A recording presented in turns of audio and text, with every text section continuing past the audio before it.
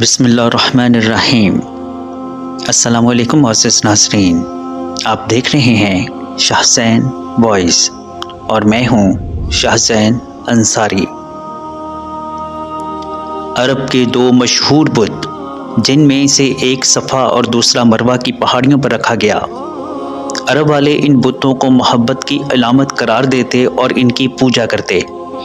اصل میں یہ بت کسی بھی شخص کے بنائے ہوئے نہ تھے، بلکہ خود اللہ پاک کی ذات نے انہیں بنایا تھا۔ جی ہاں ناظرین، اصاف اور نائلہ دو ایسے انسان ہیں جنہیں اللہ پاک نے بت بنا دیا تھا۔ جب سے خانہ کعبہ کی تعمیر کی گئی، اس دن سے لے کر آج تک جس نے بھی خانہ کعبہ کی بے حرمتی کی یا بے حرمتی کرنے کی کوشش کی تو اللہ تعالیٰ نے اسے نشان عبرت بنا دیا۔ قبیلہ بنو جرہم کی ایک حسین و جمیل لڑکی تھی جس کا نام نائلہ تھا، جو یمن کے علاقے میں رہائش پذیر تھی۔ یہ عورت اپنے قبیلے میں لوگوں کو اپنا حسن و جمال دکھا کر لوگوں کو خوش کیا کرتی تھی۔ یہ حسین و جمیل لڑکی فحش کپڑے پہن کر گھر سے باہر آیا کرتی تھی۔ معاشرے کے مرد اور لڑکے اس کا پیچھا کیا کرتے تھے۔ ہر کسی کا یہی دل کرتا کہ میرا تعلق اس لڑکی سے بن جائے۔ اس قبیلے کے سردار کا ایک بیٹا تھا جس کا نام اصاف بن یالا تھا۔ اصاف اور نائلہ ایک دوسرے کو دل دے بیٹھے تھے۔ یہ محبت بہت ہی جلد جسمانی ہوس تک جا پہنچی۔ یہ دونوں محبت کے نشے میں بدکاری کیا کرتے تھے۔ یہ دونوں لوگوں سے چھپ کر کئی مدت تک زنا کرتے رہے۔ جب دونوں کے گھر والوں کو اس بات کا پتہ چلا کہ یہ دونوں بدکاری کرتے ہیں، ان دونوں کے گھر والے یہ بات سن کر بہت ہی شرمندہ ہوئے۔ ان کے گھر والوں نے ان دونوں کو ایک دوسرے سے ملنے سے منع کیا، لیکن یہ دونوں زناکاری کرنے سے باز نہ آئے۔ اسی طرح دونوں کے گھر والے ان کے خلاف ہو گئے۔ گھر والوں نے ان دونوں کے ملنے پر پابندی لگا دی۔ ایک دفعہ بنی جرہم کا ایک قافلہ خانہ کعبہ میں حج کے سلسلہ میں آیا۔ نائلہ اور اصاف بھی اس قافلے میں شامل تھے۔ حج کے دنوں کا واقعہ ہے کہ خانہ کعبہ میں لوگوں کی تعداد بہت ہی کم تھی۔ انہوں نے موقع مناسب دیکھا تو یہ دونوں خانہ کعبہ میں داخل ہو گئے۔ جب انہوں نے اپنے آس پاس کسی کو نہ پایا تو انہوں نے بدکاری کرنا شروع کر دی۔ نائلہ اور اصاف کی اس بے حرمتی پر زمین اور آسمان لرز اٹھے۔ جب وہ خانہ کعبہ میں زنا کر رہے تھے تو اللہ تعالیٰ نے ان دونوں کی روحوں کو قبض کر لیا۔ ان پر اللہ تعالیٰ کا عذاب اس طرح سے آیا کہ یہ دونوں جب لوگ خانہ کعبہ کے اندر داخل ہوئے تو دونوں پتھر کے بنے ہوئے تھے۔ قافلے والوں کو اس بات کی سمجھ آ گئی کہ اللہ تعالیٰ کی مقدس جگہ پر یہ زنا کر رہے تھے، جس کی وجہ سے اللہ تعالیٰ نے ان دونوں کو پتھر کا بنا دیا۔ قافلے والوں نے ان دونوں کے پتھر جسم کو اٹھا کر باہر لا کر کھڑا کر دیا تاکہ لوگ ان دونوں کو دیکھ کر عبرت حاصل کریں کہ مقدس جگہوں پر بے حرمتی کرنے کا انجام یہ ہوتا ہے۔ کچھ دنوں کے بعد مکہ کے لوگوں نے اصاف کے بت کو اٹھا کر کوہ صفا پر کھڑا کر دیا۔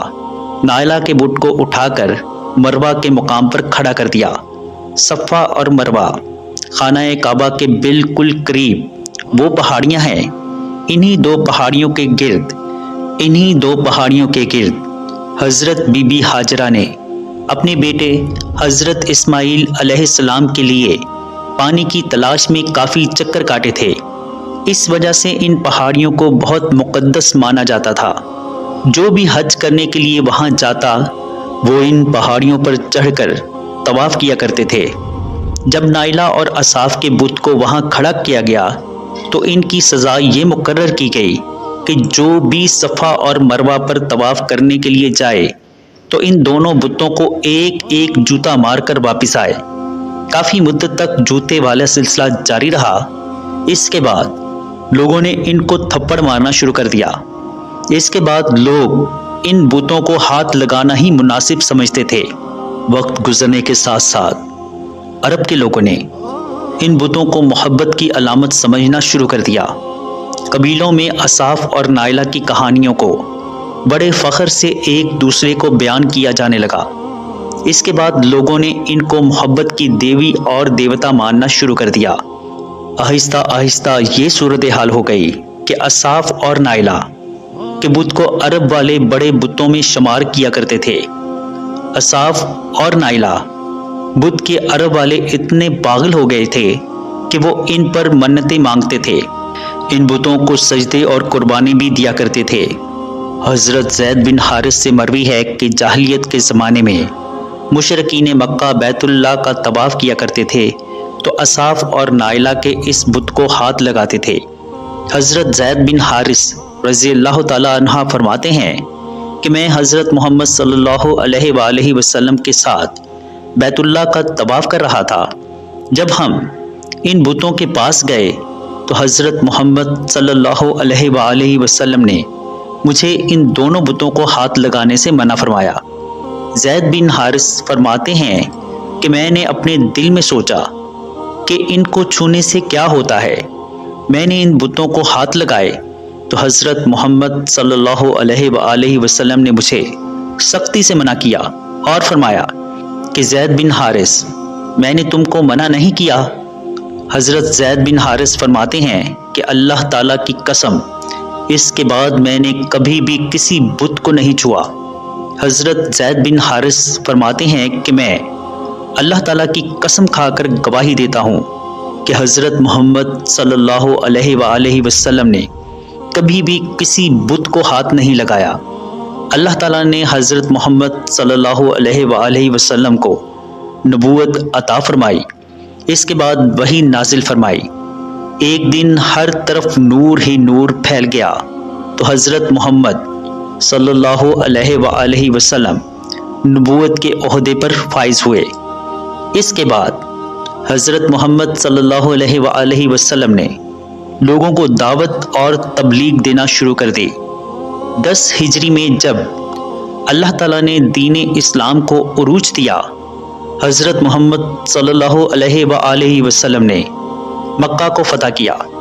مکہ کو فتح کرنے کے بعد حضرت محمد صلی اللہ علیہ وآلہ وسلم حرم میں پہنچے تو حضرت محمد صلی اللہ علیہ وآلہ وسلم اور حضرت علی کرم اللہ علیہ وجہ الکریم نے تمام بتوں کو ریزہ ریزہ کر دیا۔ آپ صلی اللہ علیہ وآلہ وسلم بتوں کو ریزہ ریزہ کرتے جا رہے تھے اور فرماتے جا رہے تھے کہ حق آ گیا اور باطل ختم ہو گیا، حق آ گیا اور باطل ختم ہو گیا۔ بے شک باطل نے ایک دن ختم ہو ہی جانا تھا۔ اس طرح حضرت محمد صلی اللہ علیہ وآلہ وسلم نے خانہ کعبہ کو بتوں سے پاک کر دیا۔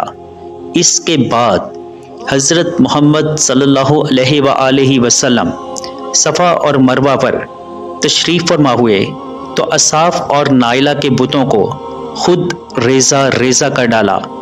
ہم نے دیکھا ہے کہ لوگوں نے اصاف اور نائلہ کے بت کو بطور عبرت کے لیے صفا اور مروہ پر کھڑا کیا تھا، لیکن شیطان نے لوگوں کے دلوں میں اس طرح سے وسوسے ڈالے کہ لوگ اصاف اور نائلہ کی عبادت کرنے لگے۔ اس زمانے کے لوگ بس نائلہ اور اصاف کے بت کی پوجا ہی نہیں کیا کرتے تھے، بلکہ ان کی کہانی کو بڑے فخر کے ساتھ ایک دوسرے سے بیان کیا کرتے تھے۔ یہ بت اس لیے کھڑے کیے گئے تھے کہ لوگ ان بتوں پر لعنت بھیجیں کہ انہوں نے اللہ تعالیٰ کی مقدس جگہ پر یہ بدکاری کی، لیکن عرب کے لوگوں نے ان دونوں بتوں کو محبت کے بت کا درجہ دے دیا اور ان کی کہانیوں کو بڑے فخر کے ساتھ بیان کرنے لگے۔ آج کل کے جدید دور میں یہی بات ہے کہ جو کوئی بندہ سنگین جرم کرتا ہے تو لوگ اس کو بڑے فخر سے ہیرو کا درجہ دے دیتے ہیں، جو کہ سراسر غلط ہے۔ اللہ تعالیٰ سے دعا ہے کہ اللہ تعالیٰ ہم کو نیک کام کرنے کی توفیق عطا فرمائے، آمین۔ معزز ناظرین، آپ کو یہ واقعہ کیسا لگا؟ کمنٹ باکس میں اپنی رائے کا اظہار ضرور کیجیے گا۔ اس ویڈیو کو لائک کر دیجیے گا، اور اگر آپ نے میرے اس چینل کو ابھی تک سبسکرائب نہیں کیا تو اس کو بھی سبسکرائب کر لیجئے گا۔ اپنا اور اپنے گھر والوں کا بہت سا خیال رکھیے گا۔ اللہ نگہبان۔